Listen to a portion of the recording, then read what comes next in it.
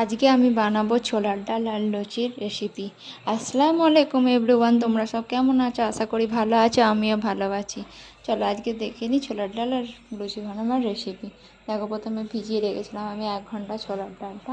দেখো, এটা আমি প্রেসার কুকারে ভালো করে ধুয়ে নিয়ে নিচ্ছি। ওতে এবার অল্প পানি দিয়ে আমি বসিয়ে দেবো। একটু ফুটে, দেখো আমি গ্যাসে বসিয়ে দিচ্ছি। একটু ফুটে উঠলে উপর থেকে যে ছোলার ডালের ফেনাগুলো হয় না, ওইগুলোকে আমি ছেঁকে দেখো ফেলে দিচ্ছি। দেওয়ার পরে এতে আমি দিয়ে দেবো একটু হলুদ আর একটু নুন দিয়ে ভালো করে আমি 2টো সিটি মেরে নেবো। দেখো আমি হলুদ গুঁড়ো দিয়ে দিচ্ছি। এবার দিয়ে দেবো একটু নুন। দিয়ে দেওয়ার পরে এতে আমি ঢাকনাটাকে ভালো করে লাগিয়ে 2টো সিটি মেরে নেবো, যাতে হালকা সিদ্ধ টাইপের হয়ে যায়।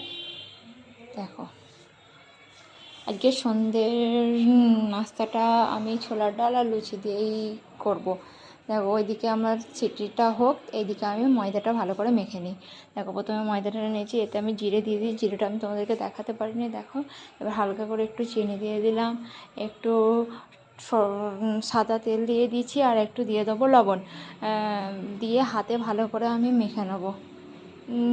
তেলগুলোকে ভালো করে মিহি করে না মারলে গোটা গোটা রয়ে যাবে, সেই জন্য হাতে ভালো করে আমি এটাকে মেখে নেব।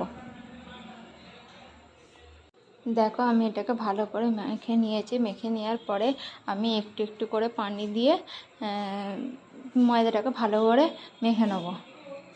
অল্প অল্প করে না পানি দিলে না, একবারে দিলে যদি নরম হয়ে যায়, সেই জন্য আমি অল্প অল্প করে পানি দিয়ে এটাকে ভালো করে মেখে নিচ্ছি।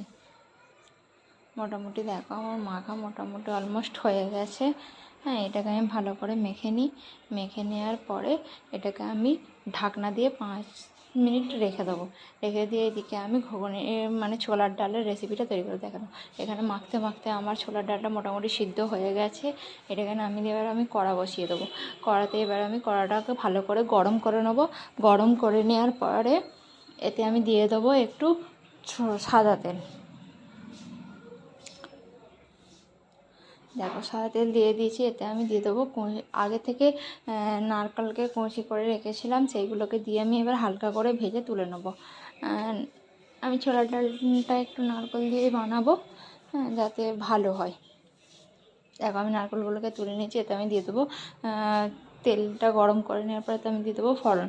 ফোড়নে থাকবে 2টো ছোটো এলাচ, একটা দারচিনি, 2টো লবঙ্গ, একটা তেজপাতা আর একটা শুকনো লঙ্কা দিয়ে ভালো করে আমি একটু নেড়ে নিয়ে না, আমি একটা মশলা করে রেখেছিলাম। তাতে ছিল আদা, লঙ্কা গুঁড়ো, হলুদ গুঁড়ো, জিরে গুঁড়ো, ধনে গুঁড়ো আর একটু কাশ্মীরি লঙ্কা গুঁড়ো।